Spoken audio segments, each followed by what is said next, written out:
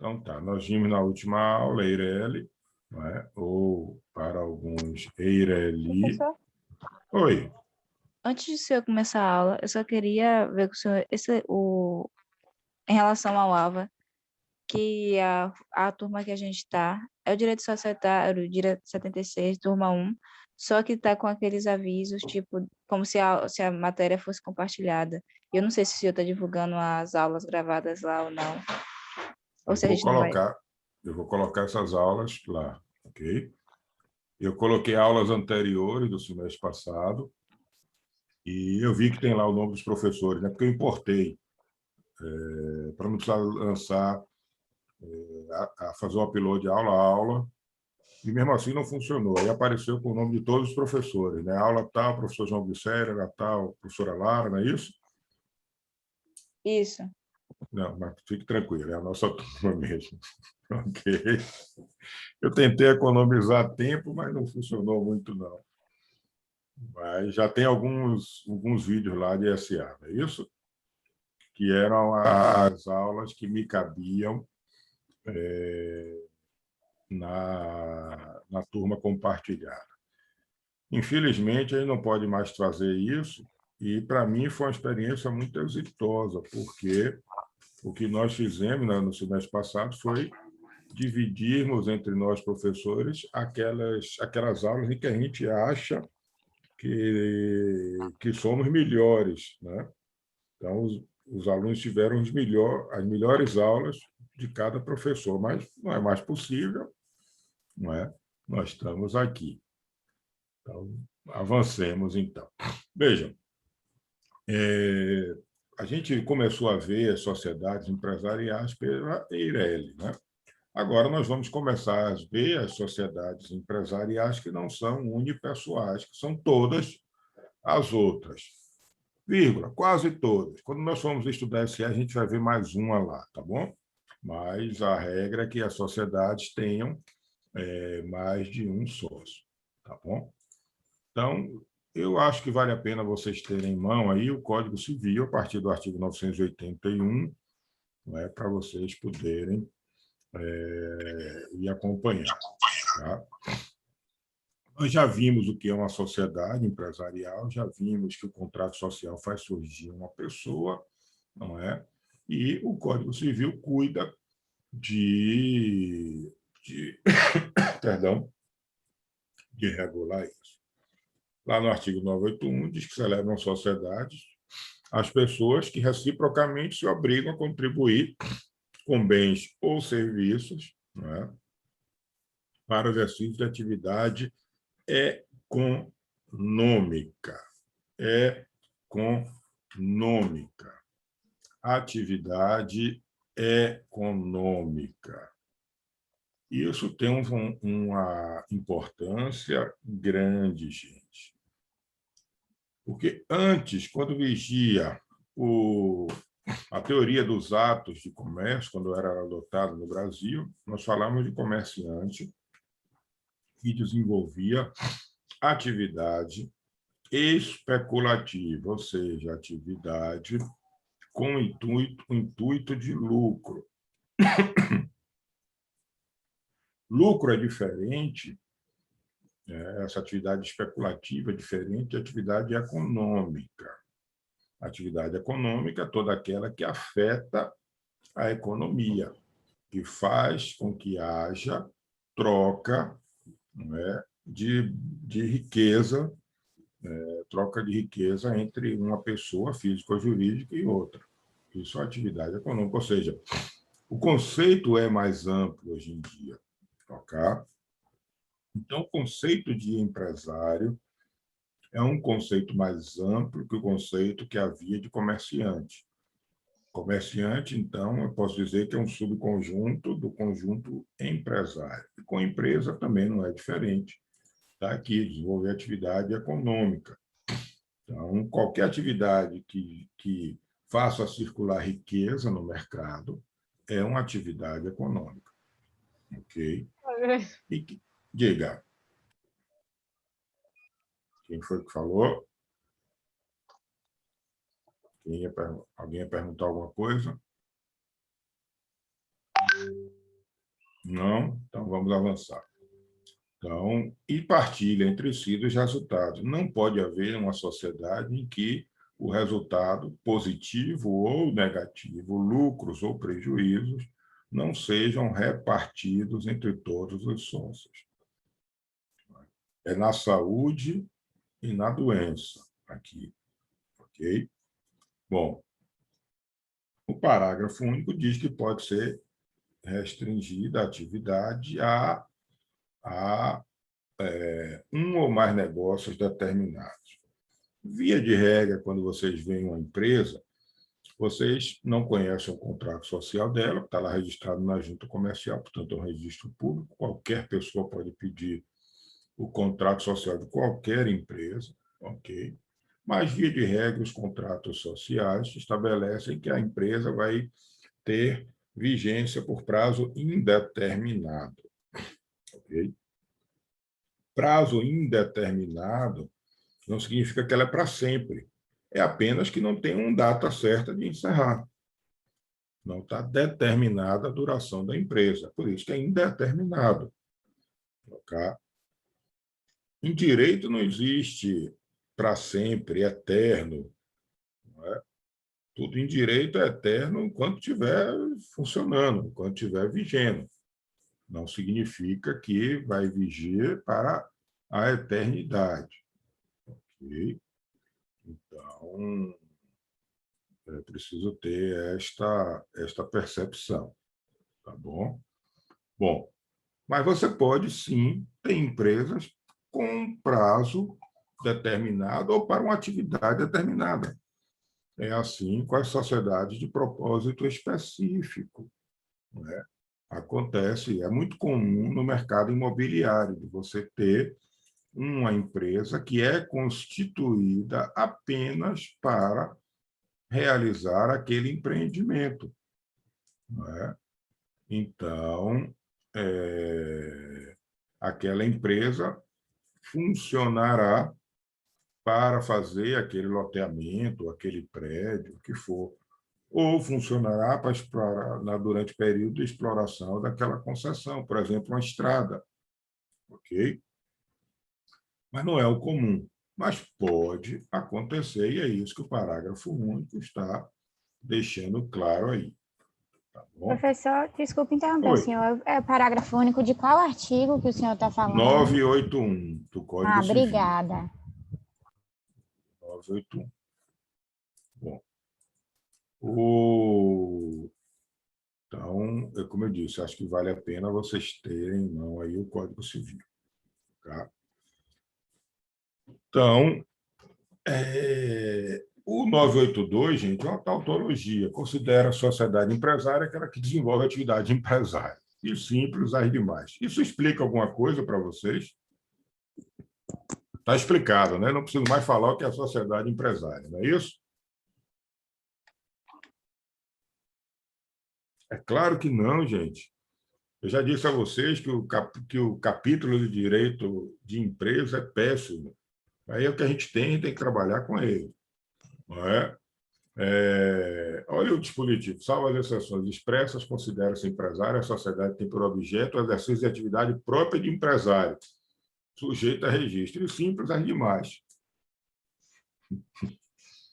Bom, a gente já sabe o que é uma sociedade empresária. Nós vimos o que é uma sociedade, o que é uma empresa, e já vimos aí no 981 que a sociedade empresarial é aquela que desenvolve a atividade econômica, ou seja, aquela que faz circular, né, a riqueza, bens, serviços no mercado, ok? Então, isso que é uma sociedade empresária. Ok? Veja, todas as outras são sociedades simples. E há uma crítica aqui, que não sou eu que faço, alguns fazem também, e é o seguinte: mesmo as sociedades simples fazem circular riqueza. Vamos imaginar obras sociais irmandus, que não está estruturado na forma de uma sociedade, é outra estrutura. Mas não me ocorreu nada mais voltado para a produção de bem, não é? Produção de algo voltado para a sociedade do que essa, que é muito conhecida. Ok? No entanto, ela faz circular riqueza. Ela recebe doações, ela faz pagamentos, ela compra coisas no mercado. O escritório de advocacia também, não é? Contrata gente, recebe honorários, paga pelo material que utiliza, vai no mercado fazer compras, né? Equipamentos, serviços, etc. Mas a lei não quer que seja assim. Tá? Bom, e nós temos aí o parágrafo que diz que em qualquer que seja a atividade desenvolvida, se ela se organizar na forma de SA, será tratada como empresária. Então, se fosse irmã Dulce SA, seria empresária, pouco importando o objeto. Aí a estruturação é que vai determinar. Se for SA, será sempre empresarial, ok?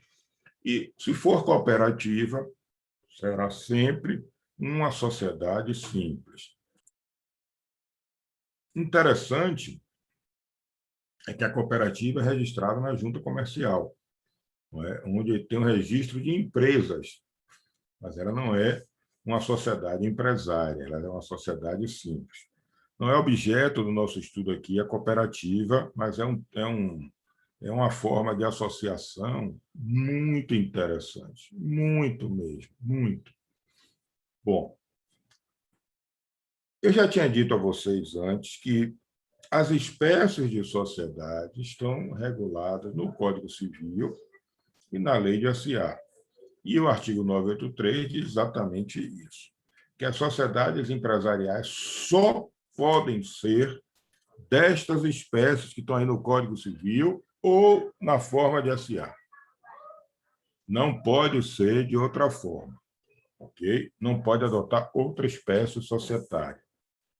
E a sociedade simples não, tem maior liberdade. Ok?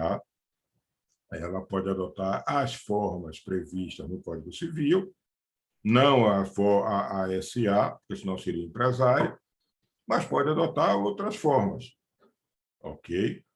Da mesma maneira que eu falei a vocês que a sociedade, que a empresa pública também pode adotar a forma que quiser, porque a empresa pública é criada por lei, né? Então, aquela lei vai dizer como ela vai se organizar. Está claro até aqui, gente? Eu vou compartilhar com vocês aqui a tela, né, do código, que para quem não estiver conseguindo ver ou abrir, vocês já estão vendo aí a tela? Ainda não, aqui ainda não apareceu não, professor. A mágica vai Agora acontecer. apareceu. Agora não está aparecendo, é para mim agora. Mas não tem problema. Como eu sei qual é a tela, se não travou aqui, a gente vai conseguir ver. Mas parece que agora sim, agora vai. Então, o que eu estou colocando aqui na tela para vocês é o Código Civil, tá bom? Então, está aqui para vocês. Bom,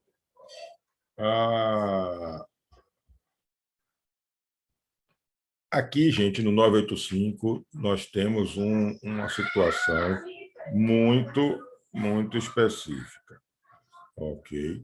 Que é o momento em que a sociedade adquire personalidade. Isso aqui gera uma discussão na doutrina, gera uma discussão na jurisprudência, não é muito grande, não, mas gera. Vamos ver o que diz o artigo 985. A sociedade adquire personalidade jurídica com a inscrição no registro próprio e na forma da lei dos seus atos constitutivos. Ok? O que é que vocês entendem por isso?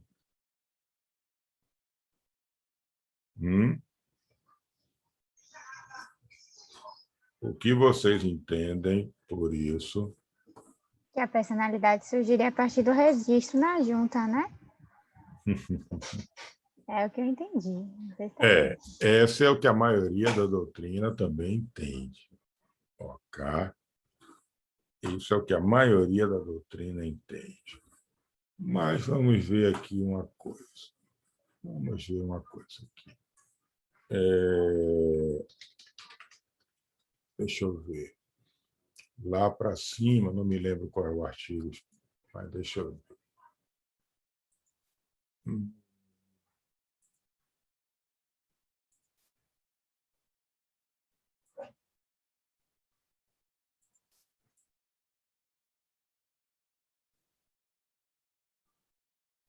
A personalidade da pessoa com o nascimento, toda pessoa, cadê?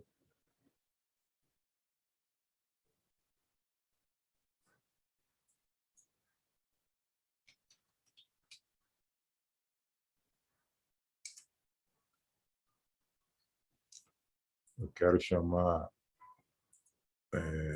atenção para vocês.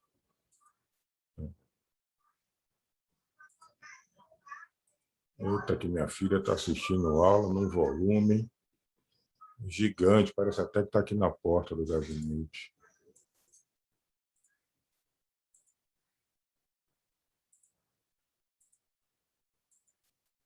Estou achando aqui o dispositivo que eu quero falar com vocês.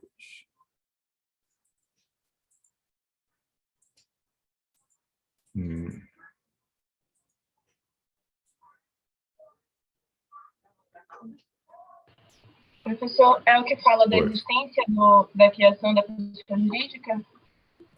Qual é o dispositivo? 45.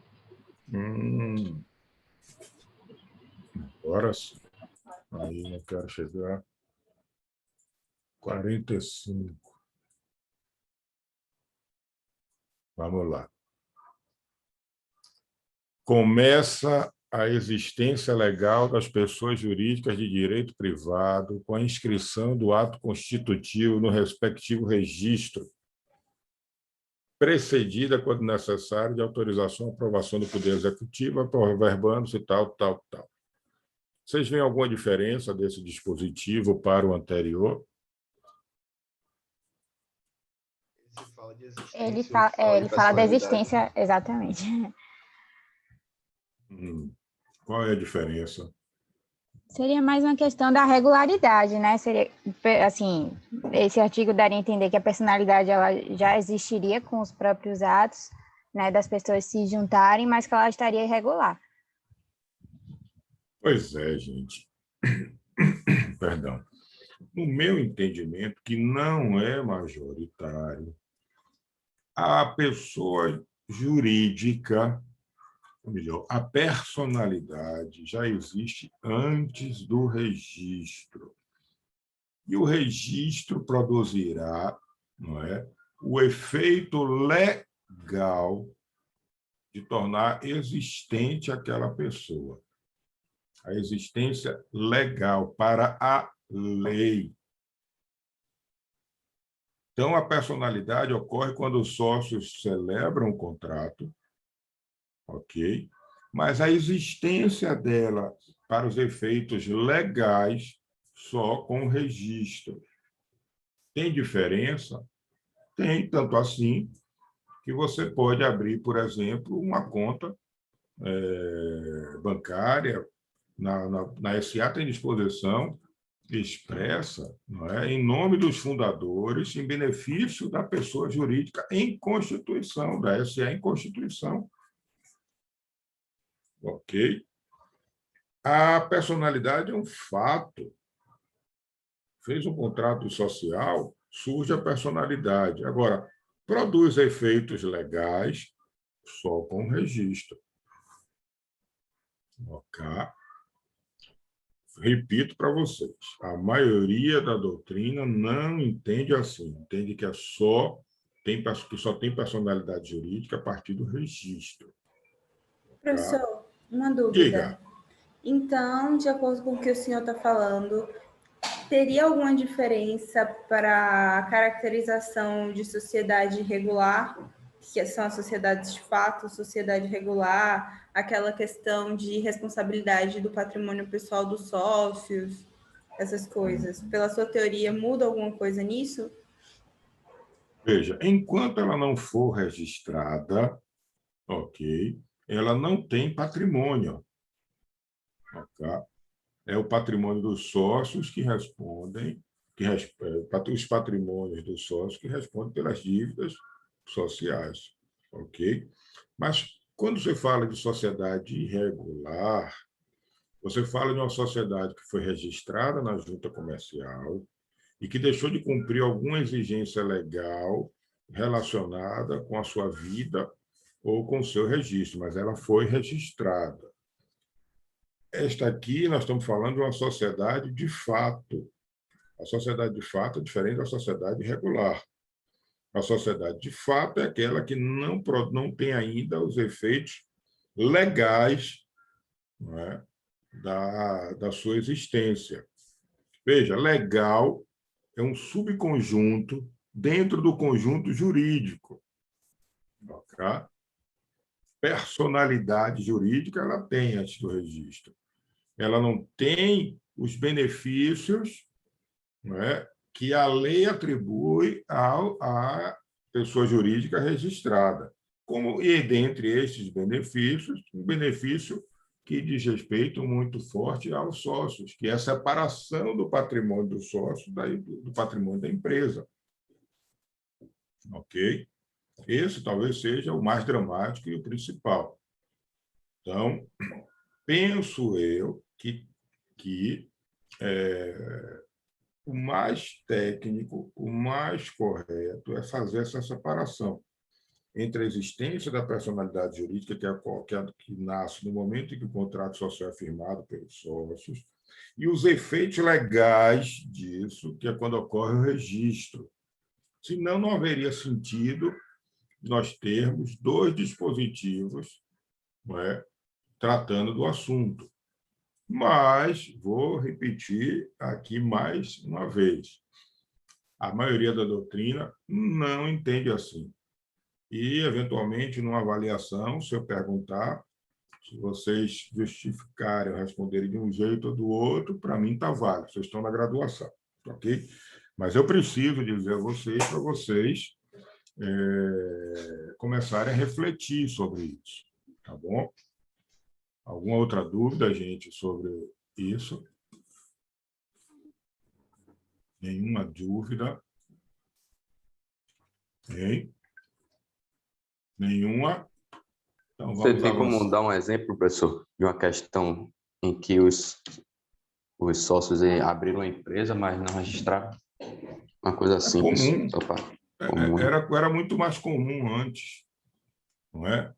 Então, você tem uma sociedade, de fato, as pessoas fizeram contrato social, regulam, esse contrato vale para elas, não produz efeitos erga omnes, porque não está num registro público, ok? E as relações jurídicas são travadas ali e eles assumem responsabilidade em nome próprio.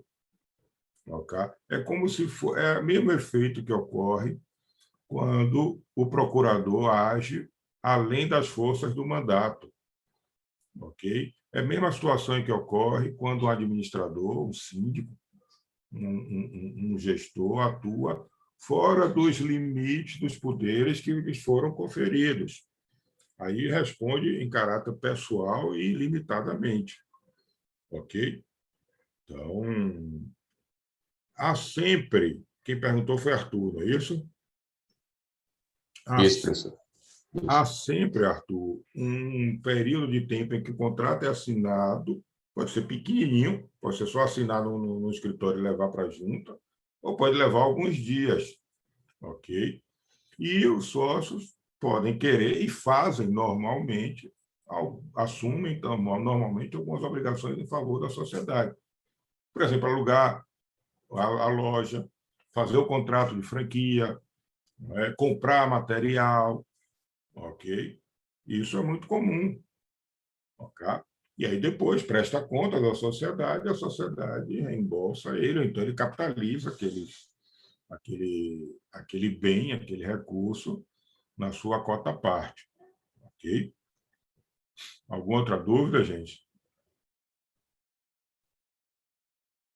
Vamos avançar, então. Bom.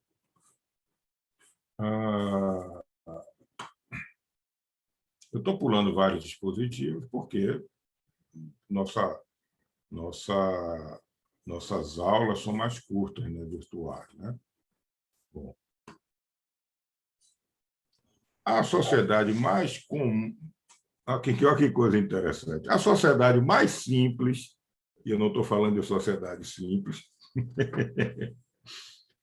porque a gente divide, né? Se lembra a classificação empresárias, sociedades empresárias, sociedades simples. Okay? As sociedades mais simples são as chamadas sociedades em comum, estão aí no artigo 986. Okay? É basicamente duas ou mais pessoas se reunindo para desenvolver em conjunto uma atividade, não é? E como nós estamos dando ênfase a matéria é direito societário, né? Nas cadeiras de empresarial, para desenvolver uma atividade empresarial. Okay? Essas sociedades implicam para os sócios que eles não têm limites de responsabilidade.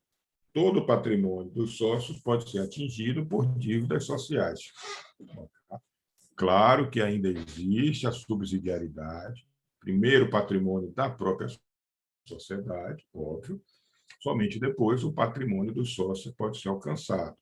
E todos os sócios são solidários. Ok? Então, essa é a forma mais rudimentar, não é, que pode existir de sociedade, não é, no direito. Bom, nessas situações, o próprio Código Civil estabelece que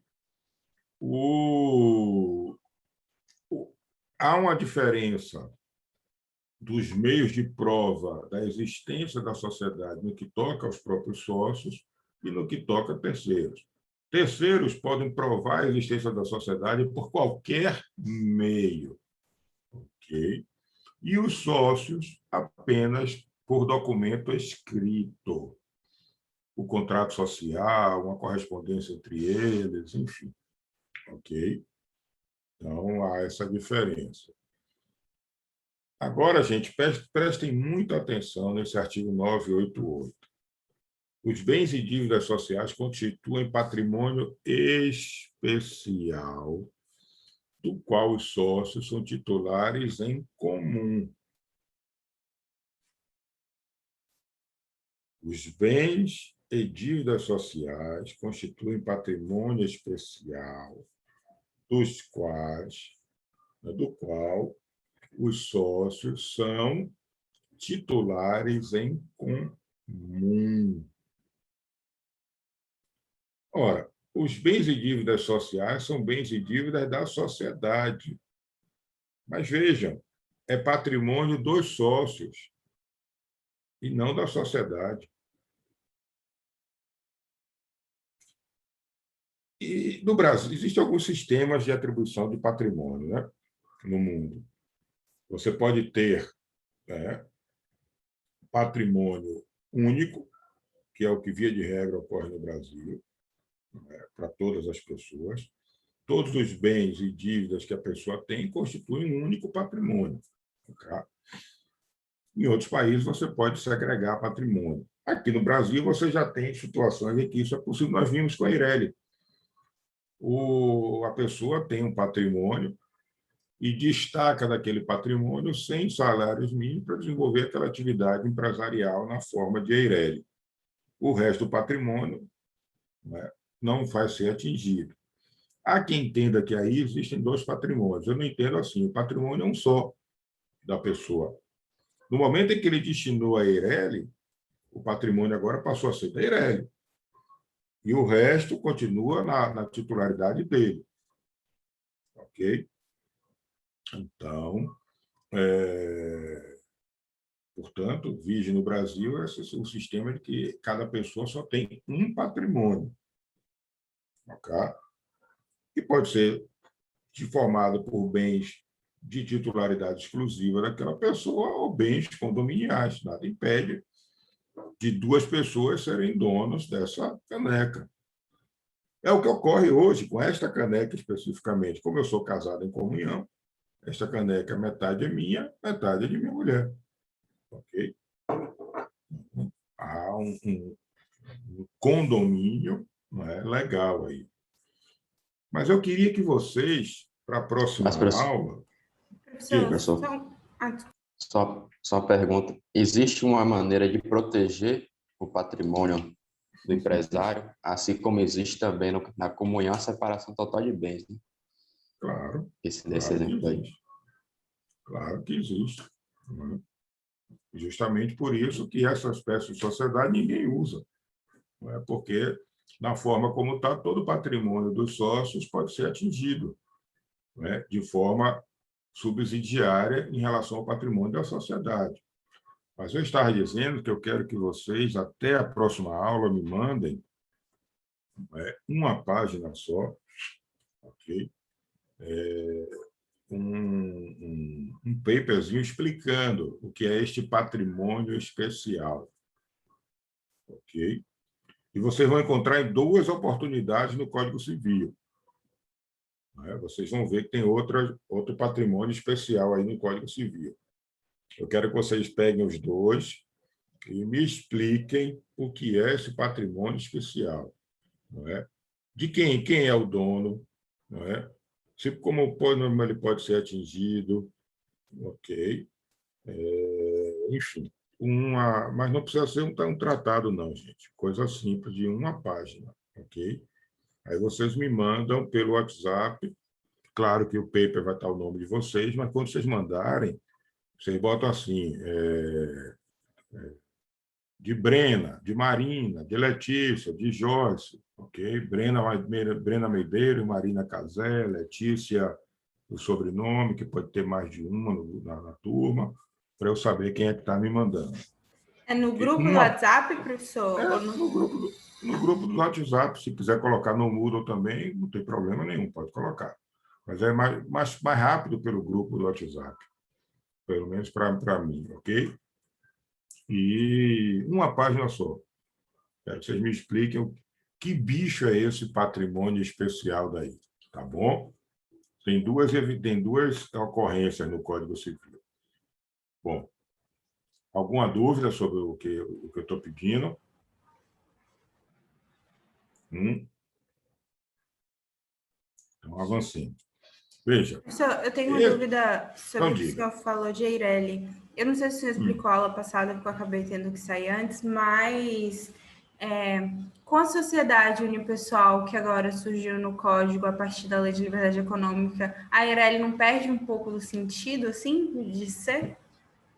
Muitas pessoas ainda continuam usando a Eireli, não é? Mas você tem a opção, é uma opção, ok? Então, gera a opção para o empresário. Mas alguém ainda vai preferir fazer a Eireli? Tem alguma diferença para benefícios empresariais? Porque a Eireli você tem que ter um capital grande, né? E a sociedade unipessoal não precisa de nada. Não. E como são as responsabilidades? Nas duas, limitadas.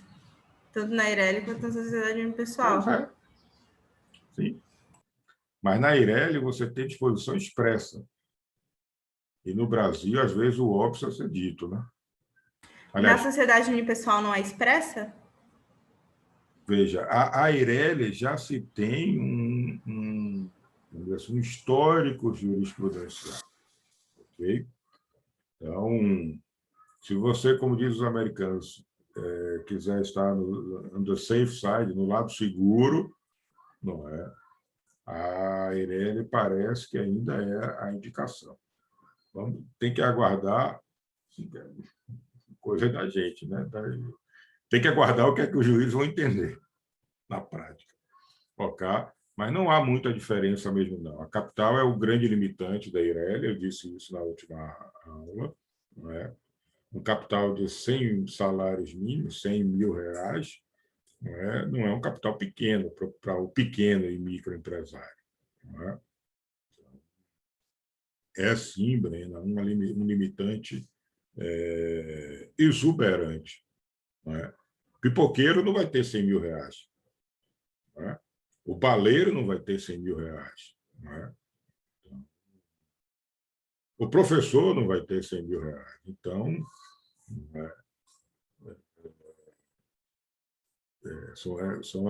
é um elemento limitante. Ok? Então, acho que o mais prudente é aguardar o que a jurisprudência, como a jurisprudência vai se manifestar. Embora eu, pessoalmente, não veja muita diferença. Tá? Bom, mas há sim uma diferença que é significativa, que é o seguinte: uma coisa é você desenvolver sua atividade como empresário individual, e a outra coisa é você desenvolver atividade como empresa individual, ok? O que toca à segregação de patrimônio. Bom, o regramento do Código avança para dizer, no 989, que se você for administrador da sociedade em comum, e desenvolver suas atividades de gestão regularmente, é o patrimônio da sociedade que responde. Ok? E mais, em relação a terceiros, se tiver limitações, o sócio A só pode cuidar de temas de compra e venda de mercadorias. O sócio B só pode tratar de temas relacionados ao pessoal que trabalha na empresa. Isso pode estar escrito no contrato, mas se aquela pessoa que é afetada por aquela atuação não tem conhecimento do contrato, esta limitação de responsabilidade não vale, todos são solidários para satisfazer esta obrigação. Ok? Bom, é o que está dito aí no 989, combinado com o 990. Okay? Só faltou dizer que primeiro se atua no patrimônio da sociedade para só então se atuar no patrimônio dos sócios. Alguma dúvida sobre sociedade em comum, gente? Ela é a base para todas as outras que virão. Ok? Aí nós teremos variações em relação à responsabilidade, nós teremos variação em relação ao nome, que aqui será o nome de um, alguns ou todos os sócios, somente na espécie firma. Ok? Alguma dúvida? Aqui nós não temos cotas, ok? Um patrimônio só, um capital só. Tá? E aí nós vamos para uma outra espécie de sociedade que é um pouco mais sofisticada, um pouco mais complexa. Diga, quem é? É George. Bom dia. Diga, George. O que é benefício de ordem? Eu não sei se o senhor explicou, eu me passei aí. Não, eu não expliquei porque, em tese, vocês já deveriam saber. Benefício de ordem, você começa a ver isso quando você estuda garantias contratuais, quando você vê lá a fiança. Benefício de ordem é o seguinte: não me cobre antes de você cobrar fulano, porque na estrutura jurídica que está aqui essa relação, você tem que cobrar dele primeiro antes de cobrar de mim. Resumidamente, é isso. Okay? Me lembro sim, professor. Muito obrigado. Já vimos isso. Okay. Eu imaginei que você já tivesse visto. Mas, veja, aqui é o momento mesmo de você tirar dúvida. Eu daria uma explicação, se eu souber, mais ampla, ou mais complexa, ou mais profunda, ou menos, se aquilo for mais pertinente com o que a gente está estudando ou não. Ok? Mas fiquem à vontade. Então, avançando, gente, a gente vai para essa espécie de sociedade que é a chamada sociedade em conta de participação. Ok? Na sociedade em conta de participação, nós temos duas espécies de sócio. O sócio ostensivo e o sócio participante. O sócio ostensivo, como o nome está dizendo, é aquele que a pessoa com quem lida com a sociedade, né? O cliente que chega na loja, o fornecedor que vai vender o produto, o insumo, trata, negocia. É aquele que aparece. Okay? E você tem um sócio participante que não aparece.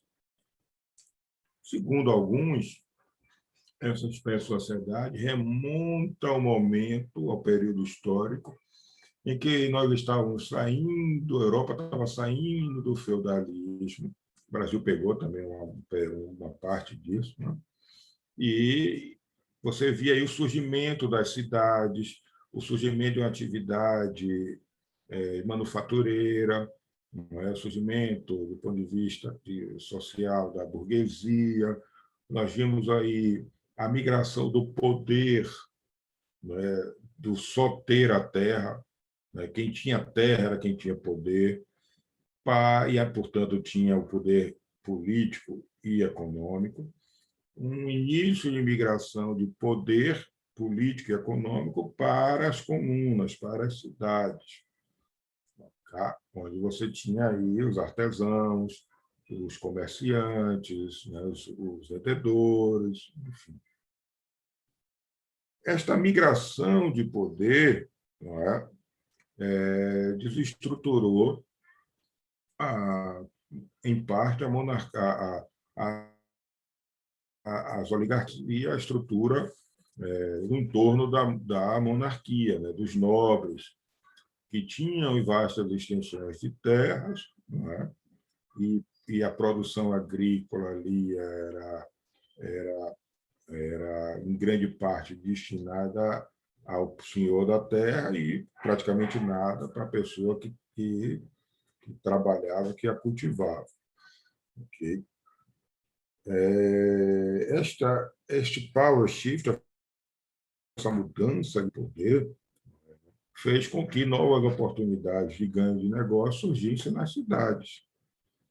Mas aí, estes negócios que surgiam na cidade eram negócios de natureza especulativa, que buscavam lucro.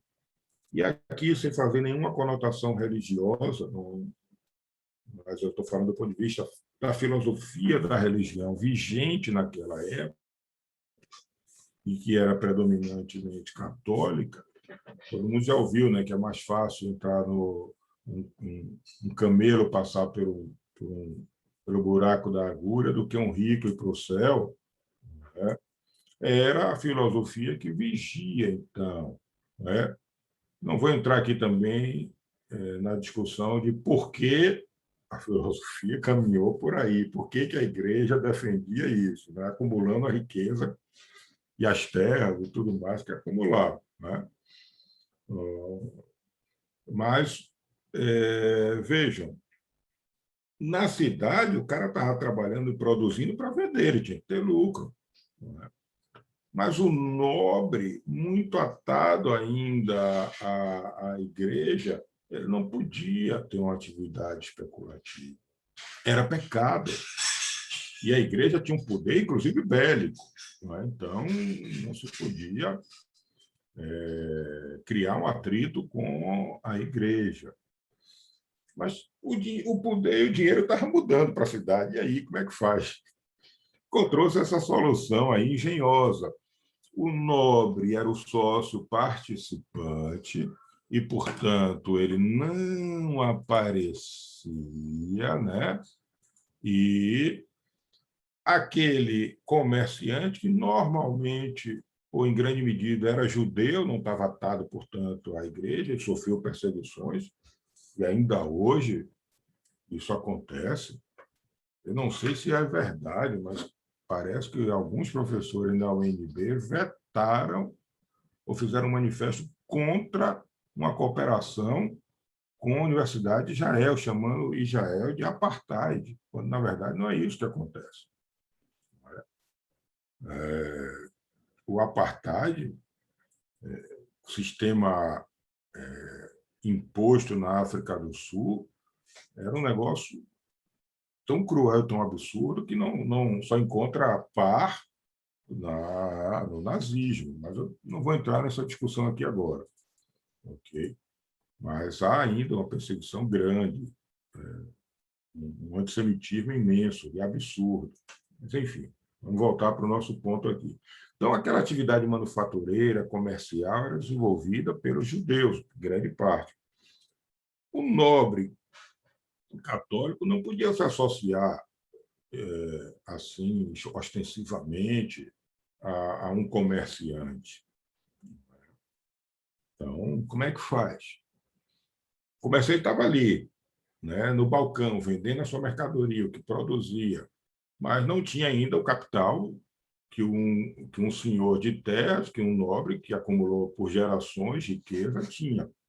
Então, essa espécie de sociedade, segundo parte da doutrina, veio a preencher essa lacuna.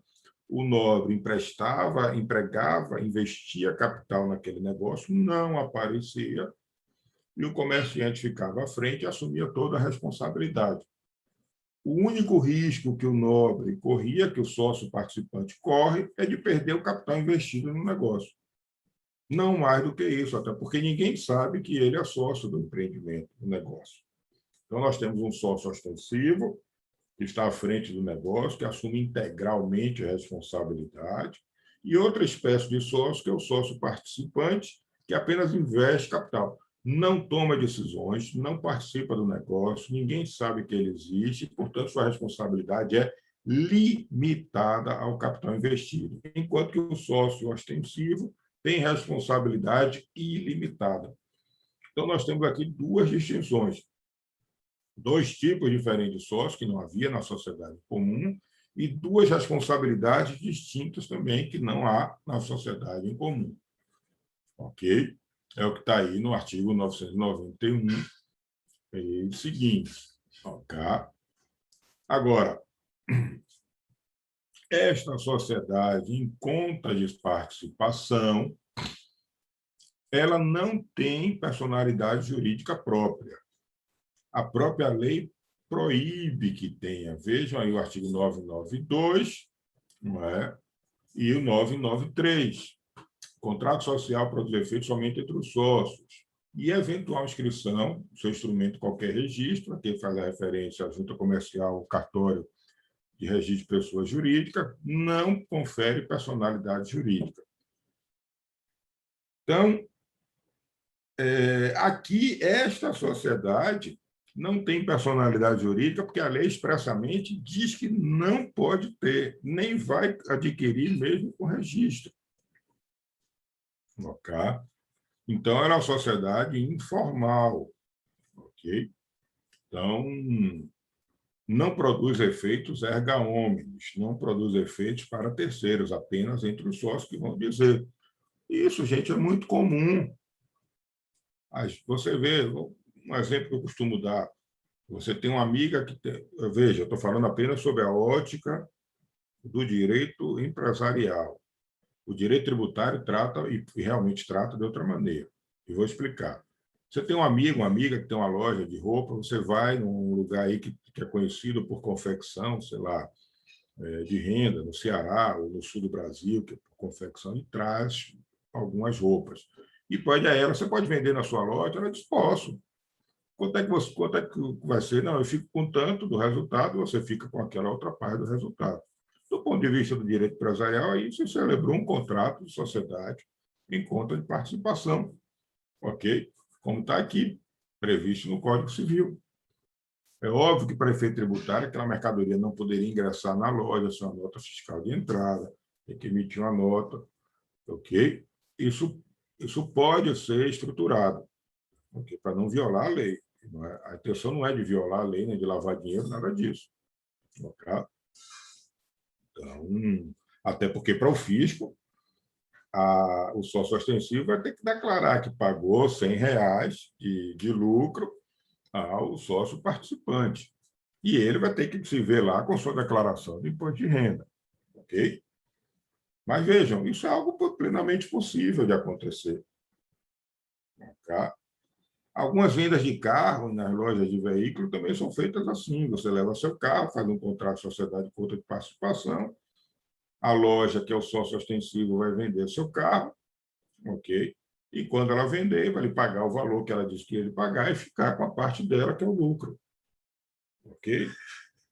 O seu risco é o valor do carro que você está deixando lá. E o risco do outro é para, em relação a terceiros, ele que assume total e integral responsabilidade. Ou a pessoa que comprar o carro está protegida pelo Código do Consumidor, a loja é o fornecedor, ok? Vejam que numa mesma situação, pode haver diversas relações jurídicas. Ok? Nós estamos aqui limitadas às relações de direito empresarial e, portanto, existe essa espécie de sociedade. O sócio ostensivo assume integral responsabilidade, o sócio participante pode fiscalizar. Vem cá, como é que está aí? Está vendendo? Por quanto vendeu? Me preste contas. Ele tem todo o direito. O que ele não pode é assumir à frente do negócio, porque aí ele perde a proteção que ele tem de limitação de responsabilidade ao capital investido e passa a assumir responsabilidade ilimitada perante terceiros, integral, junto com, claro, solidária com o outro, só como sócio ostensivo. É isso que está dito aqui. Ok? Então, essas são as regras da sociedade em conta de participação. Ok? Alguma dúvida aqui, gente, da sociedade em conta de participação? Como eu disse a vocês no outro dia, nós estamos estudando a sociedade num crescente de complexidade. Se nós vimos a Eireli, que é um sócio só, depois vimos a sociedade comum, que é mais de um, mas tem a responsabilidade igual para todo mundo, que traz responsabilidade limitada para todos. Agora nós vimos a sociedade em conta de participação, um pouco mais complexa, 2 tipos de sócio, 2 tipos de responsabilidade, ok? O nome vai ser sempre do sócio ostensivo. Agora, adiante, nós vamos ver as sociedades personificadas. Tá? Aí vamos ingressar na sociedade simples, que hoje o nosso horário já chegou ao fim. Ok? E eu pergunto a vocês se tem alguma dúvida. Nenhuma? Nenhumazinha? Nada. Então, tá bom, gente. Bom ver vocês aqui, se cuidem, ok? Até a quarta-feira, saúde, tudo de bom para vocês. Tá bom? Tchau, professor. Boa semana. Tchau, professor. Obrigado, professor. Boa semana. Tchau, tchau. Obrigado, professor. Boa semana. Tchau. Obrigado, professor. Bom fim de semana. Vou encerrar aqui. Tchau.